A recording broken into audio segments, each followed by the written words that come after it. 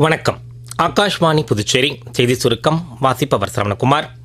அனைவருக்கும் ஆதரவு, அனைவருக்கும் வளர்ச்சி, அனைவருக்கும் நம்பிக்கை என்னும் அரசின் தொலைநோக்கு பார்வை மக்களின் அன்றாட வாழ்க்கையில் ஒரு பகுதியாகவே மாறியிருப்பது குறித்து மத்திய அமைச்சர் டாக்டர் மன்சுக் மாண்டவியா எழுதியுள்ள கட்டுரை ஒன்றை பிரதமர் திரு நரேந்திர மோடி சமூக ஊடகத்தில் பகிர்ந்து கொண்டுள்ளார்.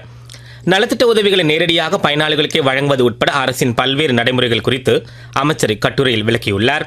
இதுதான் பாரதிய மாடல் என்றும், இதுதான் முன்னேறிய நாடாக மேம்படும் பாதையில் நாட்டை செலுத்தி வருவதாகவும் பிரதமர் கூறியுள்ளார். நாளை பிறந்தநாள் காணும் பிரதமர் திரு நரேந்திர மோடிக்கு புதுச்சேரி முதலமைச்சர் திரு ரங்கசாமி வாழ்த்து தெரிவித்துள்ளார். பிரதமர் திரு நரேந்திர மோடி தற்போதுள்ள அதே அர்ப்பணிப்பு மற்றும் உழைப்புடன் நீண்டகாலம் ஆரோக்கியமாக வாழ்ந்திருந்து நாட்டிற்கு தொடர்ந்து சேவை புரிய வாழ்த்துவதாக முதலமைச்சர் கூறியுள்ளார்.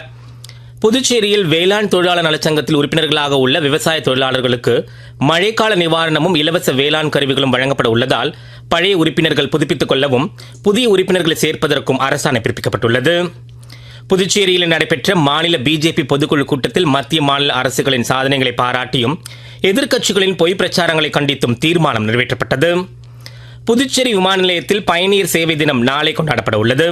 நாளைய தினம் விமான நிலையத்தில் இலவச மருத்துவ பரிசோதனை முகாம், இரத்த தான முகாம் உட்பட பல்வேறு நிகழ்ச்சிகள் நடைபெற உள்ளன.